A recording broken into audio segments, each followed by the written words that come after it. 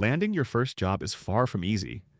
It's not just about securing employment, it often feels like navigating a maze while blindfolded, with no map or guidance. Each step may leave you questioning. Am I on the right track? Is anyone even looking at my resume? Or an even more daunting, am I truly good enough? Especially in the current context, 2025, everything seems to operate according to a rather perverse logic. Many places recruit fresh graduates, but require 2 to 3 years of experience, or even more. It's like they're looking for someone who just graduated this morning, but this afternoon they need a resume with 25 years of experience. It sounds absurd, but that's the reality that many people are facing. I was in that exact situation. When I first graduated, I was confused and didn't know where to start. Every day, I sit on the recruitment page, send dozens of applications, but the result is no one calls. The feeling of waiting in silence makes me start to doubt myself. I wonder if I'm not good enough, or if I'm doing something wrong. I wonder how can my friends get jobs while I'm still struggling like this. But after a while of stumbling, slowly learning, I began to understand one thing. Finding a job is also a skill, and skills can be learned. When I change my approach, the results also start to change. The story usually starts like this.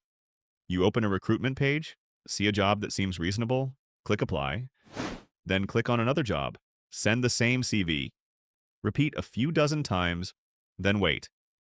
Then nothing happens, no email, no call, no response. And the feeling of disappointment becomes familiar again. But the truth is, it's not that you're not good enough. It's that you don't understand how the system works. Now, most companies, big and small, use a system called an ATS, or Automated Resume Filtering Software. It works like a scanner. It doesn't care what school you went to, what your passion is. It just looks for keywords that match the job description.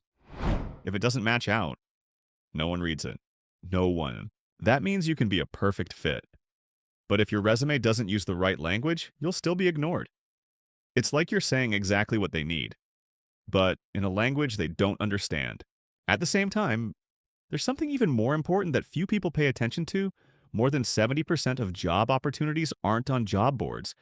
They come from connections, referrals, small talk, a chance coffee date. Many of the most exciting jobs are often passed around by word of mouth before they are posted. So if you're only applying online, you're missing out on a huge chunk of the job market. At this point, you might be thinking, but I don't know anyone important or I'm not good at communicating.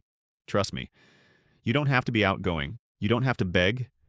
You just have to be proactive. Open the conversation. Be sincere. A simple message like, I'm looking into XYZ. Would you mind sharing some of your experience can open up a valuable conversation? And from there, who knows? It could be a genuine introduction, an unexpected opportunity. But to connect authentically and confidently, you need to know what you bring to the table. Employers don't hire you because you desperately need a job. They hire you because you can help them solve a problem. The more clearly you can demonstrate this, the more likely you are to be selected. An easy and effective way to start: write down 3 skills you feel you are really good at. They don't have to be fancy, they just have to be real. Then think about where you've used those skills, whom you helped, in what context. For example, if you designed a poster for a club, write it down. If you planned a class trip, list it. If you were part of a team that regularly helped your friends organize, that's organizational, management, and teamwork skills. It's not about what you did that matters, it's about what you learned from the experience. And tell it in the language of results, not just actions. Instead of joined media club, try organize 3 media events during the year, attracting over 200 students to attend, contributing to increasing the number of club members by 30%. Short, specific, clear. Employers understand what you did, not just where. Once you're clear about your value proposition, the next step is to write a proper CV. Don't send out a generic CV everywhere.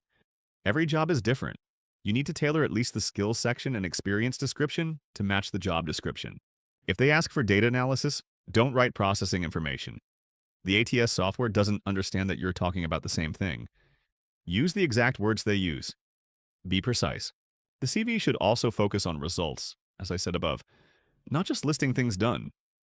You may only be doing part-time sales, But if you say increased store sales by 15% in peak month, that's a number. That's a result. That's initiative.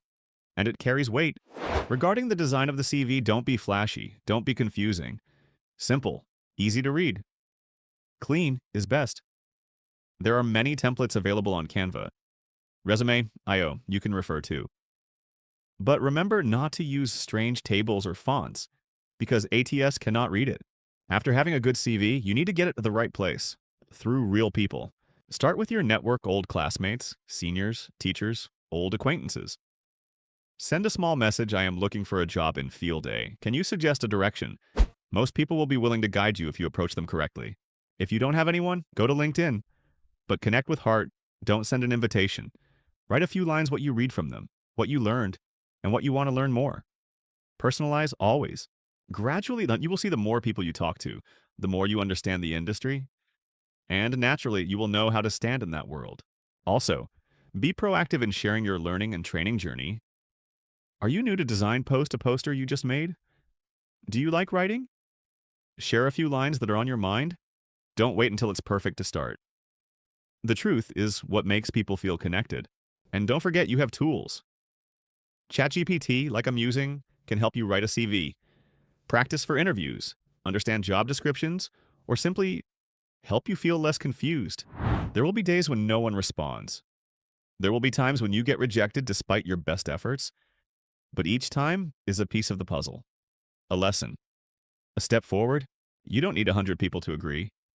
You just need one, the right company, someone who believes in you, a real opportunity.